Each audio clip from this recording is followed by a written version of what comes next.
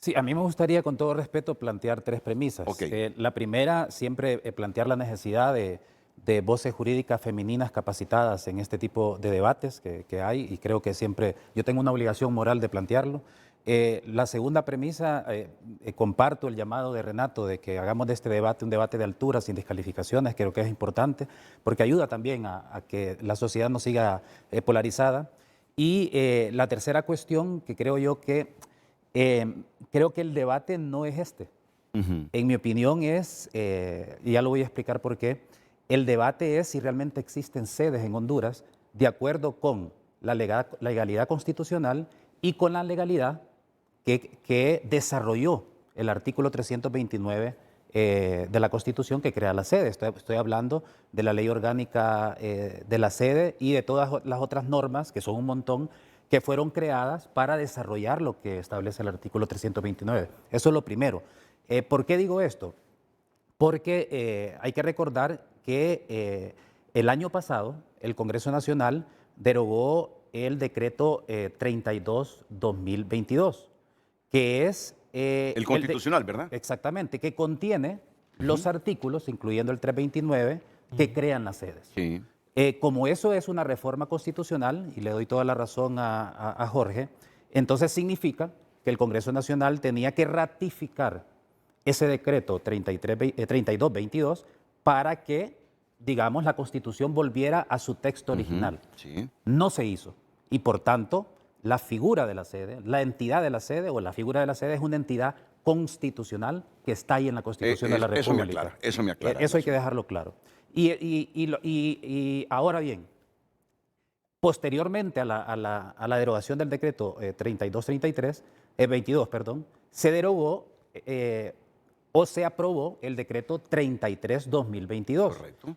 Y ese decreto 33-2022 dice que se derogan la ley orgánica de la sede y todas las demás leyes, planes, etcétera, que tienen que ver con la sede.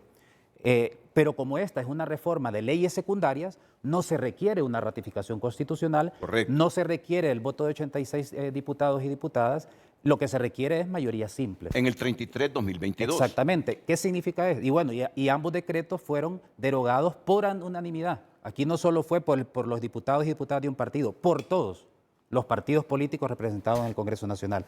¿Qué significa entonces? Que si se derogaron todas estas leyes, pasó algo parecido a lo que pasó con la ley del Consejo de la Judicatura y de la Carrera Judicial, que fue aprobado el decreto que crea el Consejo de la Carrera Judicial, porque la Constitución, en su artículo 317, crea la figura del Consejo de la Carrera Judicial. Pero algo que comparten el artículo 329 de la sede y el 317 del Consejo de la Carrera Judicial es que son normas constitucionales son normas constitucionales cuya eficacia, su aplicación efectiva, depende del desarrollo legislativo posterior. Es decir, pongo el ejemplo del Consejo de la Carrera Judicial. El artículo 317 crea el Consejo de la Carrera Judicial, de la Judicatura de la Carrera Judicial, pero la Sala de lo Constitucional, en la sentencia 696-2012, dijo que esa ley era inconstitucional. Por tanto, se derogó. Y en ese sentido, el Consejo de la Carrera Judicial sigue estando en la Constitución como una entidad constitucional, pero no está operativa porque alguien ha visto al Consejo de la Judicatura, porque fue expulsada su norma que lo desarrolla. Esa misma lógica se aplica en el tema de la sede. La sede sigue siendo una entidad constitucional, pero su legislación secundaria que la desarrolla, de acuerdo con el decreto 33-2022, ya no existe. Entonces, uno se plantea entonces, está ahí, pero no hay nada que lo regule. Sin embargo, algo que tiene razón Jorge y que ahí nos plantea el primer problema, es que el artículo 45 de la ley orgánica de la sede establece que la ley, aunque sea derogada, va a seguir en vigencia por el tiempo que esté establecido en el contrato de estabilidad jurídica, es lo que dice ese artículo.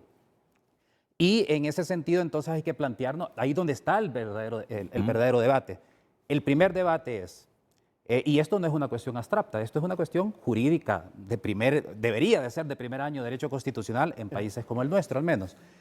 Pero la primera pregunta es, ¿puede y a esto se le conoce como la doctrina de los sobrevivientes, valga el pleonasmo. ¿En qué sentido? ¿Puede un Congreso Nacional que ya murió seguir vivo a través de un artículo, como el 45, que no permite que el nuevo Congreso derogue una normativa? Eso es lo primero, que hay que respondernos, ¿verdad? En segundo lugar, que hay que responder, hay que recordar, y que tiene razón Jorge también, que hay un principio de retroactividad de la ley, que es el principio, pero hay excepciones. Y entre las excepciones está, por ejemplo, en materia penal, que no puede desfavorecer a la persona, al reo, y también la excepción de que cuando la propia ley que deroga establece ese principio de retroactividad con todo lo que está derogando. Entonces hay excepciones al principio de retroactividad. Pero el punto más importante para mí es algo, aunque yo estoy ahorita en el plano jurídico nacional, no en el plano jurídico internacional, porque aquí tenemos a Javier, que es el experto. Javier Briceño, que ya va a participar. En ese tema, pero hay que recordar, yo estudiando un poquito, miraba que hay un principio en derecho internacional que lo han aplicado tribunales arbitrales en el marco del CIADI, y es que no se pueden reconocer derechos nacidos que son consecuencia de la inobservancia del principio de legalidad.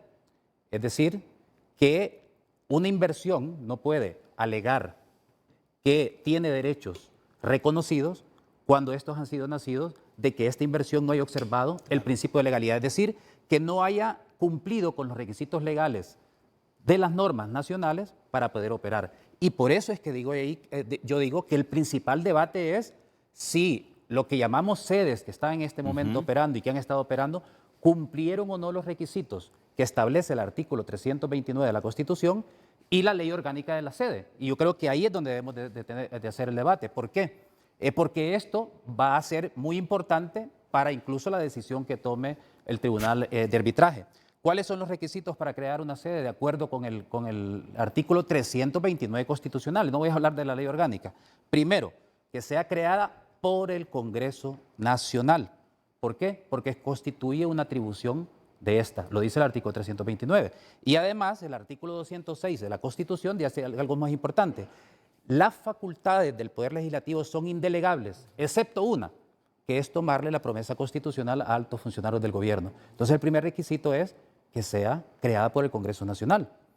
Porque si dijéramos que la sede puede ser creada por otro órgano, entonces también se hubiera reformado el artículo 206 de la Constitución, que dice que sus facultades son indelegables y que solo hay una excepción, que es para pedir o para recibir la promesa constitucional. Entonces la primera pregunta es, ¿debe de existir un decreto legislativo que crea todas las sedes que hay en el país publicados en el Diario Oficial de la Gaceta? ¿Por qué?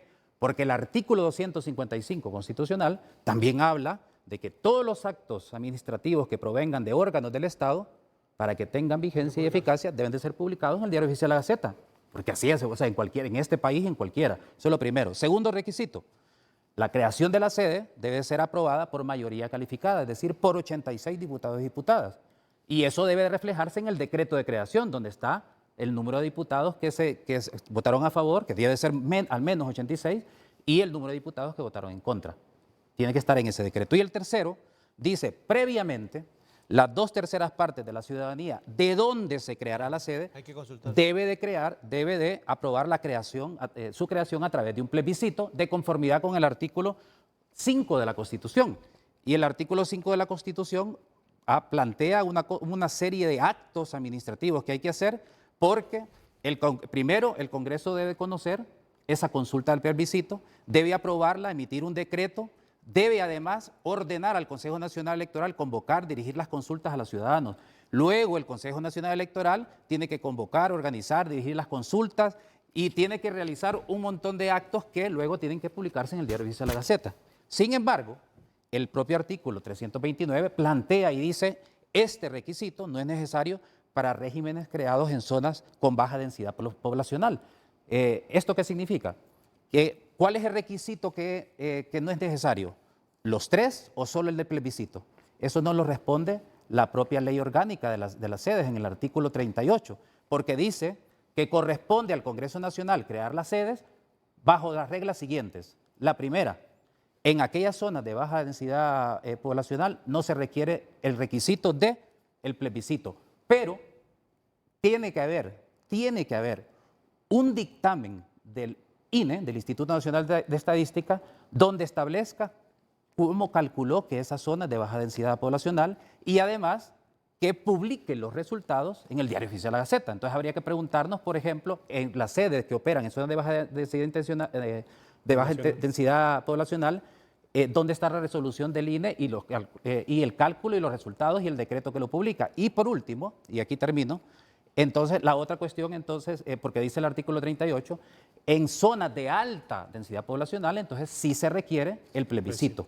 Entonces la pregunta, vuelvo e insisto, es más allá de la derogatoria, porque digamos que aceptemos por válido el artículo 45, que las sedes sigan operando por el tiempo que está establecido en el contrato. Pero la pregunta que debemos de hacernos es si las sedes que se dice que existen en este momento cumplieron su propia legalidad para estar operando. Ese es el quid del asunto, no otro, en mi opinión.